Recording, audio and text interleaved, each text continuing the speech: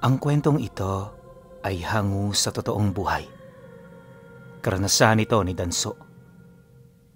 Taong 1973, Fatima, Samar.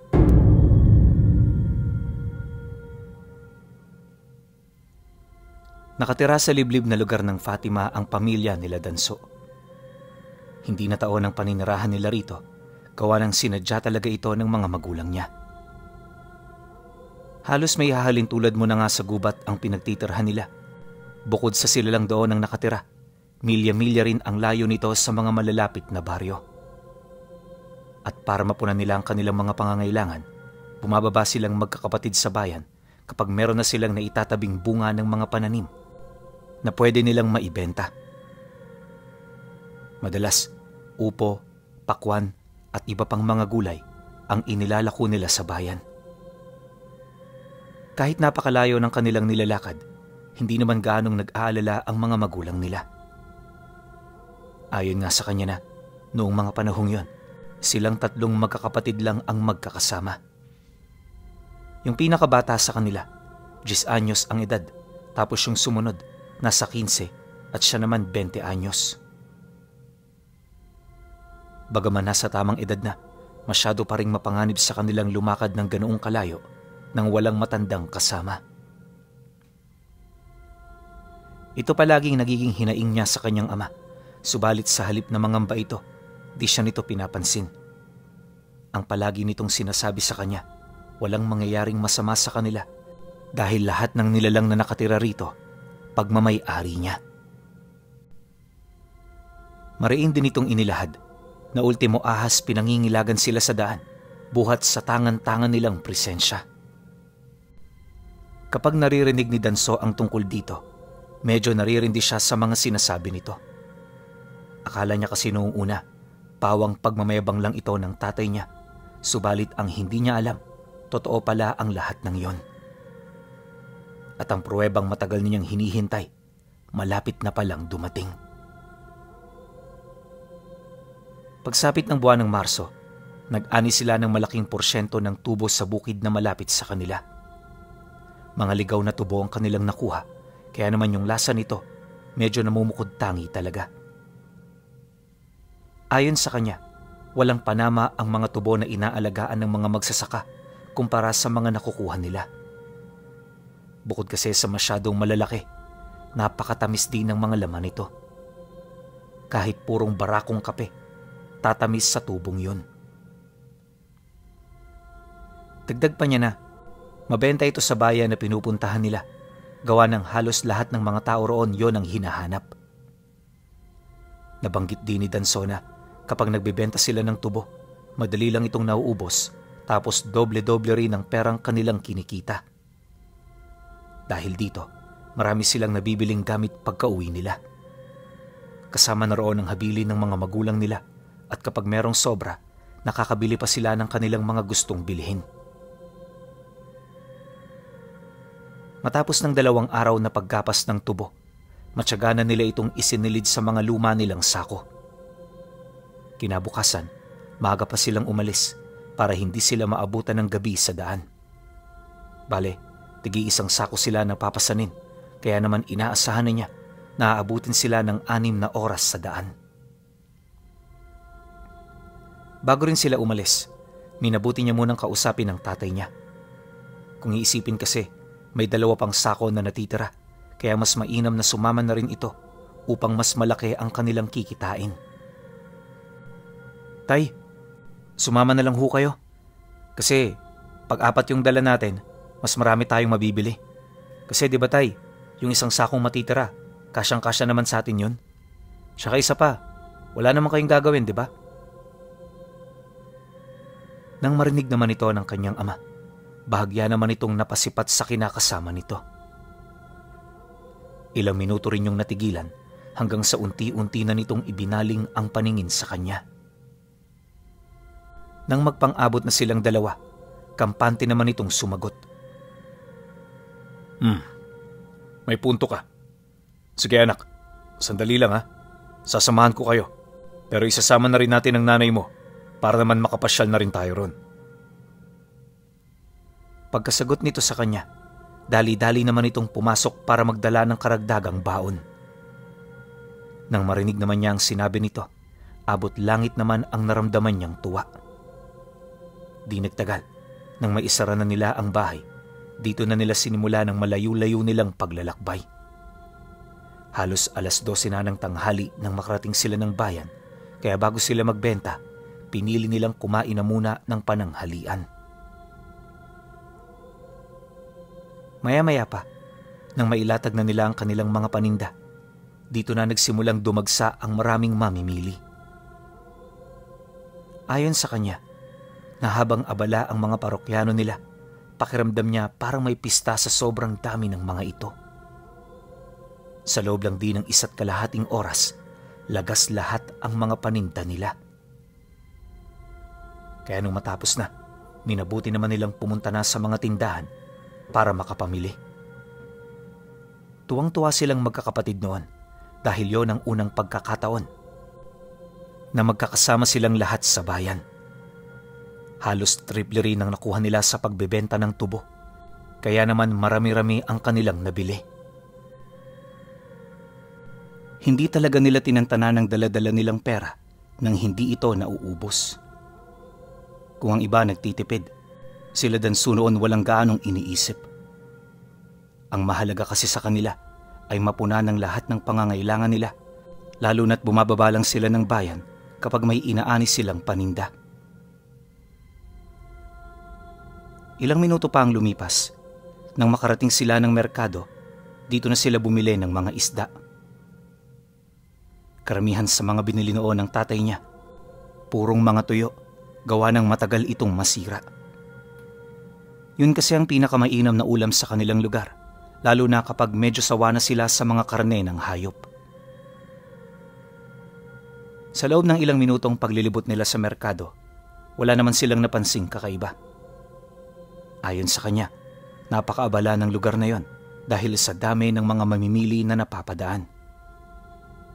Maya-maya pa, nang mabili na ng tatay niya ang lahat ng pakay nila, may nakita siyang isang lalaking may pasan-pasan na karne ng isang buong baboy.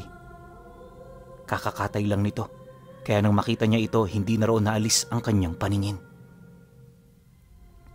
Ang kaso lang, nung papalagpas na ito sa kanila, bigla naman siyang napatras nang masipat niya ang ulo ng baboy na animoy kawangis ng ulo ng tao. Yung mukha nito sa tao talaga, kaya matapos niya itong makita, agad niya itong itinuro sa tatay niya. Pinaghalong takot at kaba ang naramdaman niya noon, dahilan para hindi niya mapansin na nakakaagaw na pala siya ng atensyon ng mga tao sa paligid. Pagsilay naman ng kanyang ama, agad siya nitong hinawakan sa braso, sabay hila sa kanya papalayo. Hindi rin ito umimik sa harap ng maraming tao na parabang may iniiwasan ito. Nang marating nila ang unahang bahagi ng merkado, umupo sila saglit sa lilim ng mangga. Banayad sila roong nagpahinga at sa loob ng ilang minuto, hindi nila pinag-usapan ang tungkol dito. Prioridad kasi noon ng tatay niya na pakalmahin siya upang malaman nito ang ikinakatakot niya. Hindi naglaon, nang medyo bumaba na ang nararamdaman niyang tensyon, dito na siya may hinahong kinausap ng kanyang pamilya. Nakita ko ang nakita mo kanina, anak. Hindi mo yan dapat pinansin dahil alam mo namang dayo lang tayo rito. Nakakatakot talaga yan kapag una, pero kapag tumagal masasanay ka na rin. Maya-maya pag uwi natin, sasabihin ko sa iyo kung ano ang nakita mo. Batid kong ikaw lang ang nakapansin ito, kaya naman obligado kang malaman ang sagot sa lahat ng iyong katanungan. Nang marinig naman ni Danso ang sinabi nito, dito niya na piniling manahimik. Dahil sa mga nangyari, iniwasan na niyang sumama sa mga tindahan na pinupuntahan pa ng kanyang pamilya. Sa halip di na bumuntot sa mga ito, pinili na lamang niyang maghintay sa labasan ng baryo. Pagsapit ng 4:00 ng hapon, nasipat na niya ang kanyang pamilya na masayang naglalakad, bit-bit ang mga pinamili nila. Bandang 7:00 na rin sila noon nakauwi, kaya pagpasok ng bahay, direktang luto na ng hapunan. Pagod na pagod man, hindi nila ito ininda para makapagpahinga sila ng mas maaga. Matapos nilang kumain, inanyayahan siya ng tatay niya sa sala. Yung mga kapatid naman niyang hindi nakakita sa mga nasaksihan niya, di ito pinayagang lumapit na parabang ang pinag-uusapan nila isa sa mga lihim ng tatay niya. Dala naman ng kuryosidad, minabuti naman niyang makinig sa lahat ng mga sasabihin nito. Inihanda na rin niya ang kanyang sarili nang sa gayoy hindi siya magugulat sa kanyang mga malalaman. Tao talaga ang nakita mo kanina, Danso. Normal na kalakaran yun sa bayan para mabuhay ang mga nilalang na nagbabalat kayo lang. Matagal ko nang alam ang tungkol sa kanila at yan din ang dahilan kung bakit hindi ako ron pumupunta. Dagdag pa nito na normal na sa bayan ang pagkakaroon ng mga taong may dugo ng aswang. Maliban din dito, kalat na kalat doon ang mga manlalason at mambabarang. Pagtatapat pa nito na, kanina habang namimili sila, marami itong napansing mga taong hindi inaalis sa kanila ang mga paningin nito. Yung iba gustong-gusto na silang lapitan, ngunit kapag sinisipat ito ng tatay niya, napipilitan itong umatras. Mariin din itong inilahad na hindi nito sukat akalain na gano'n na pala karami ang mga naninirahang nilalang sa bayang yon. Nakakabahala na ito kung iisipin, kaya noong mismong gabi nagpasya ang tatay nila na hindi sila bababa. Pasensya ka na, anak, pero mas mainam na wag na kayo roong bumalik. Mag-uutos na lang ako ng mga pupunta roon para magbenta ng ating mga kalakal. Ngayon ang gagawin nyo na lang, iligpit ng maigi ang ating mga ibinibenta. Siguraduhin nyo ring tama ang talaan ng mga bibilihin para hindi sila malito. Yun na lang ang gagawin nyo, anak. Ayos lang ba yun? Nang marinig naman niya ang sinabi nito, bigla naman siyang umalma, gawa ng hindi niya maisip kung bakit umabot sa ganoong pasya ang tatay niya. Kung iisipin kasi, mababaw na insidente lang ang mga nangyari, kaya wala ito dapat na ipag-alala. Pasensya na kayo tayo pero wala naman ho kayong mauutusan dito. Tsaka isa pa, matagal na namin itong ginagawa.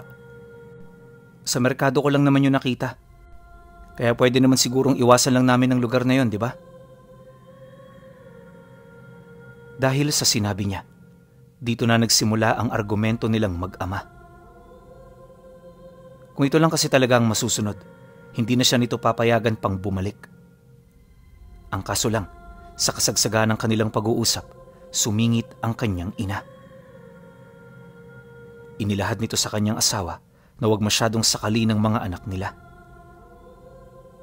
Nakikita kasi nitong masaya sila sa kanilang ginagawa, kaya walang rason para pigilin nito ang mga nais nilang gawin sa buhay.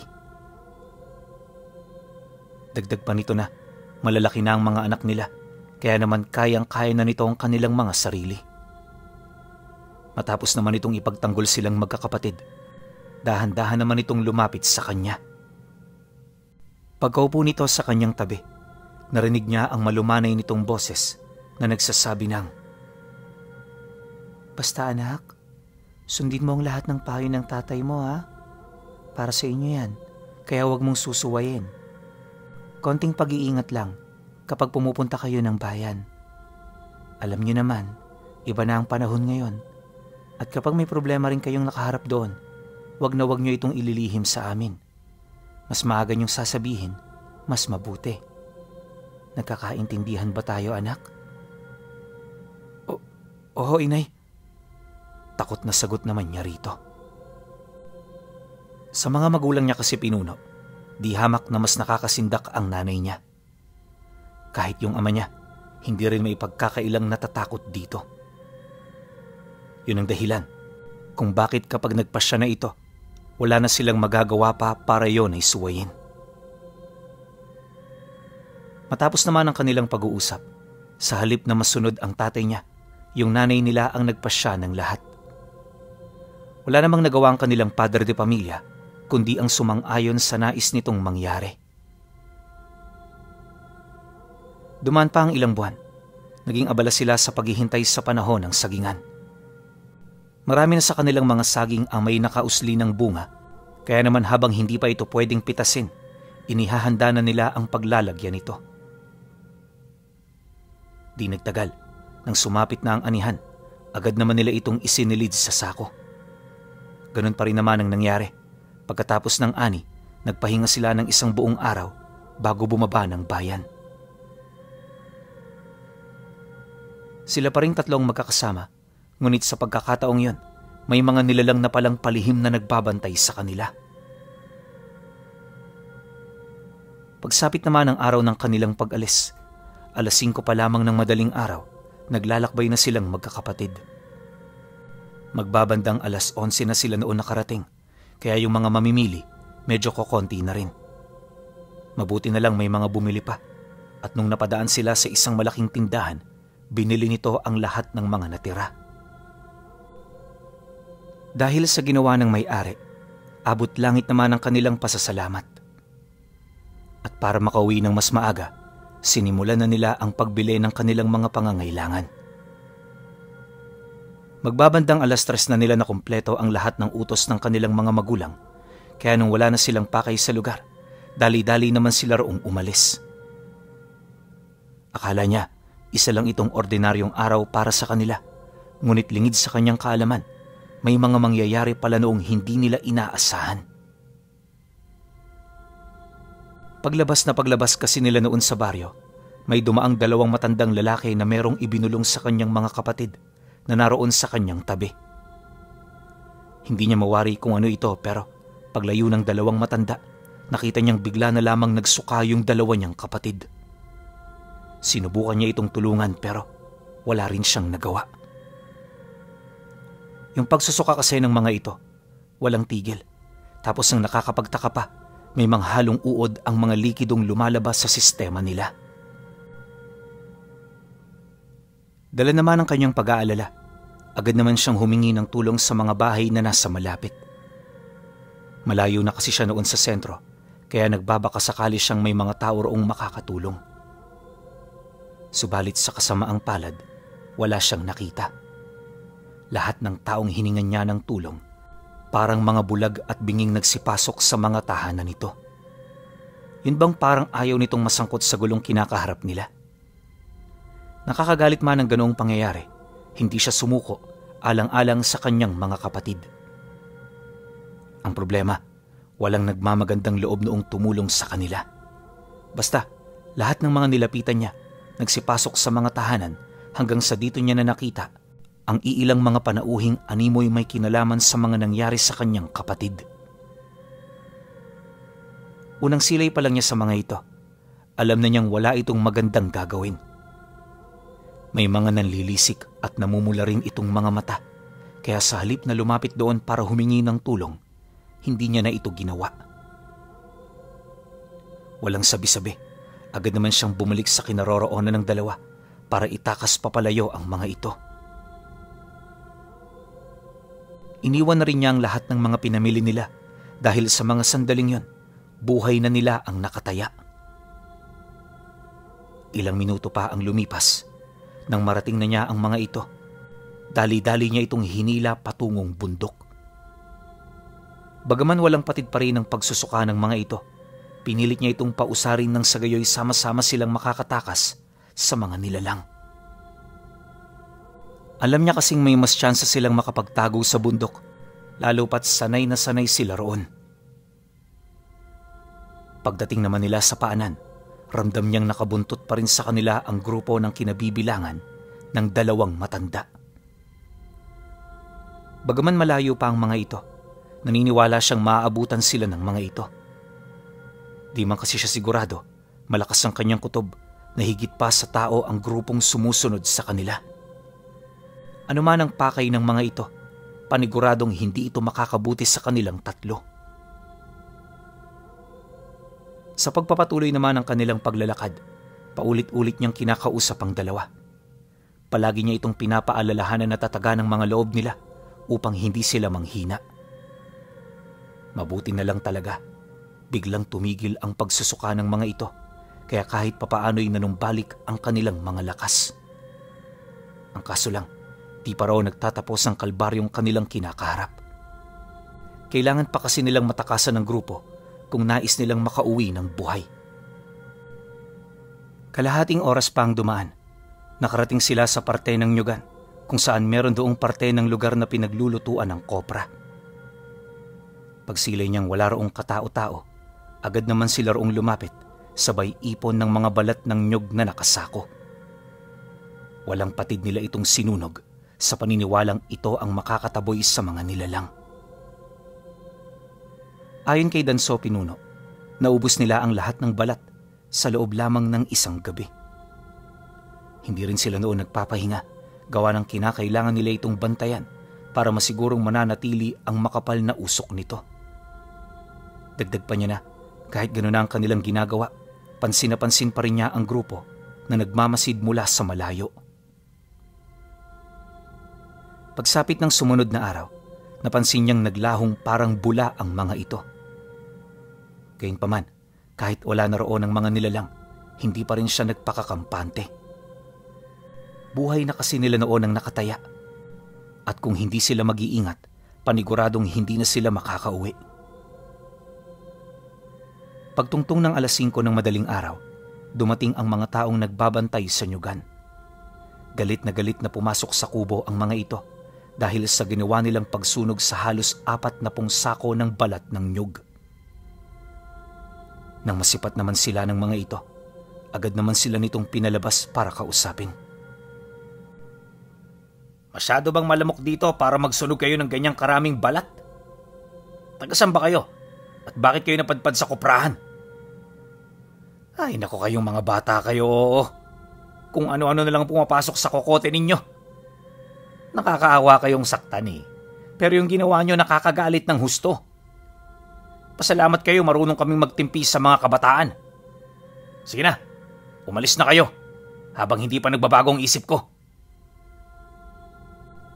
Nang marinig naman ni Danso ang sinabi nito, buong pagpapakumbaba naman siyang humingi roon ng tawad. Alam niya kasing mali talaga ang kanilang ginawa, kaya lang may rason din siya kung bakit gano'n ang naging akto nila. Maya-maya pa, para hindi na rin lumala ang mga nangyayari, tahimik na lang din silang umalis. Inakala niya kasing hindi na sila masusundan ng grupong humabol sa kanila dahil sa katirikan ng araw.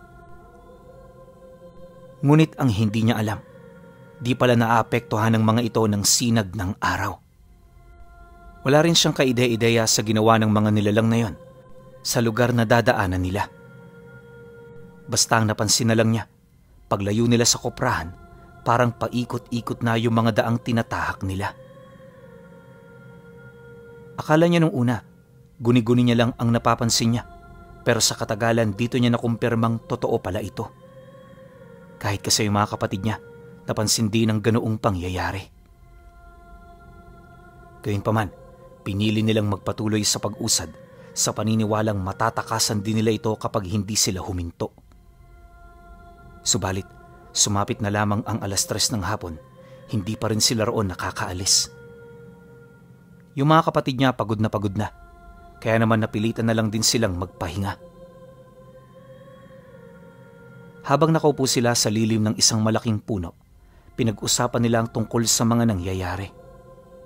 Sa mga ganoong oras kasi, dapat nakauwi na sila sa kanilang tahanan, kaya naman hindi nila maiwasang mag-alala.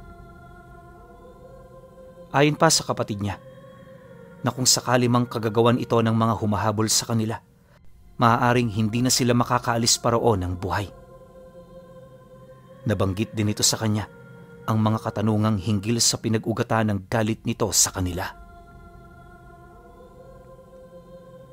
Nang marinig naman ito ni Danso, maski siya man, hindi maisip kung bakit pinagdidiskitahan sila ng mga ito. Bukod kasi sa wala naman sila roong ginagawang masama, wala namang sapat na rason para pahirapan sila ng mga ito. Hindi ko nga rin alam eh. Baka meron lang kinagalitan yun sa atin. Ano man yun, mas mainam na wag na nating alamin. Manalig lang kayo. Hindi tayo matitinag ng problemang to. Dahil sa kanyang sinabi, tumahimik na ang dalawa. 1 oras pa silang nagpaikot-ikot sa lugar.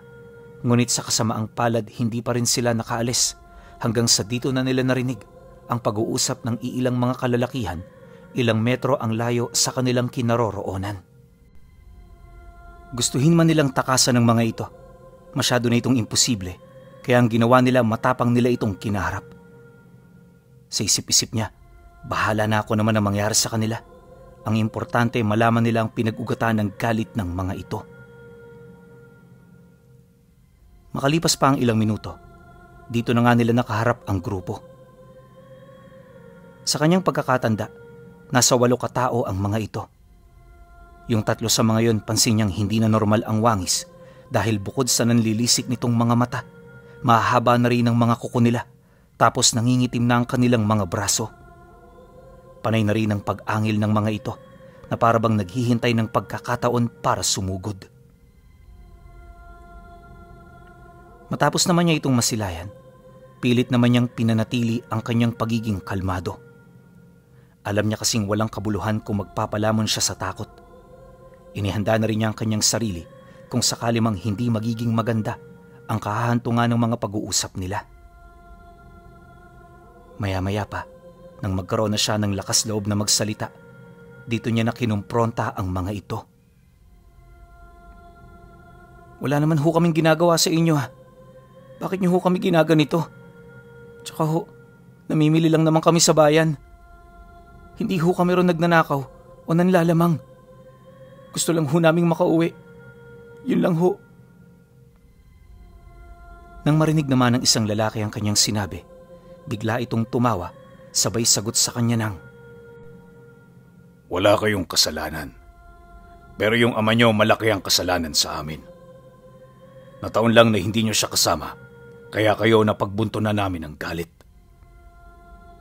Napakataas ng tingin niya sa sarili niya. Akala niya yata pagmamay-ari niya ang lahat ng naroon.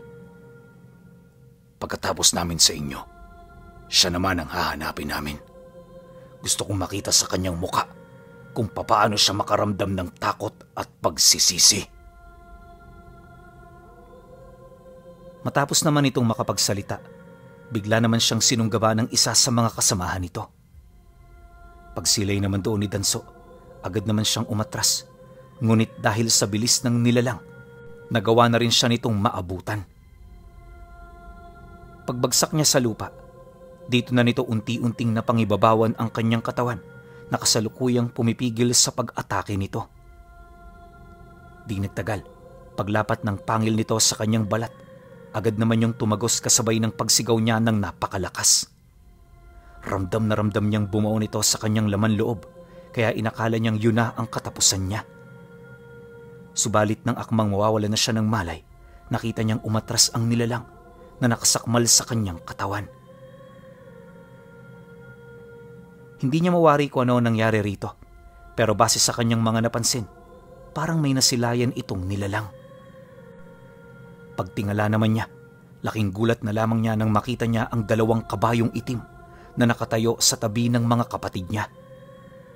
Sa ibabaw ng mga ito nakasakay ang 2 nilalang na nakasuot ng baluti at itim na kapa. Sinubukan din niyang sipati ng mga mukha nito pero wala siya roong nakita maliban sa purong kadiliman. Maya-maya pa, paghugot nito ng kanilang mga sandata, bigla naman itong nagpakawala ng nakakabinging huni. Yun na rin na naging hudyat ng mga nilalang para sugurin ang mga gustong pumatay sa kanila. Dahil sa ganoong pangyayari, nabulabog ang mga ito. Pagsipat niyang nagkakagulo na ang lahat, dali-dali naman siyang tumakbo kasama ang 2 niyang kapatid. Nang makalayo na sila sa lugar, naging tuloy-tuloy na ang kanilang pag-usad hanggang sa makauwi sila sa kanila. Pagdating nila sa bahay, bumungad ang kanilang ama, nakausap ang mga 50 mga ngabayong nakipaglaban sa grupong muntik nang pumatay sa kanila. Galit na galit ito at base sa mga senyas nito sa kanyang kausap, parang meron itong masamang gagawin. Pagsilay naman ito sa kanila, agad naman yung lumapit kasabay ng pag-utos sa 2 niyang kapatid na pumasok na muna. Si Danso noon, nagpaiwan sa labas para magsalaysay ng mga nangyari.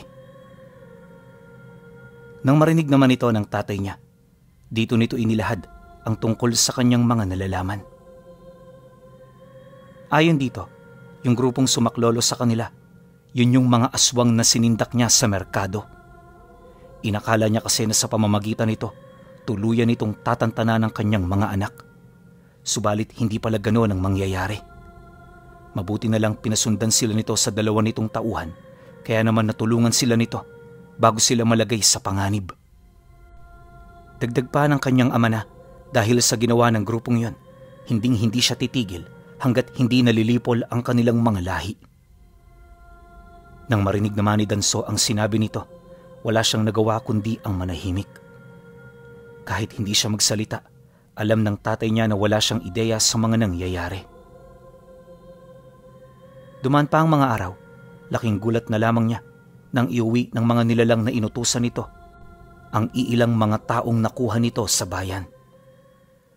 Bawat isa sa mga nilalang na nadarakip, pinaparusahan ng kamatayan pagsapit ng gabi.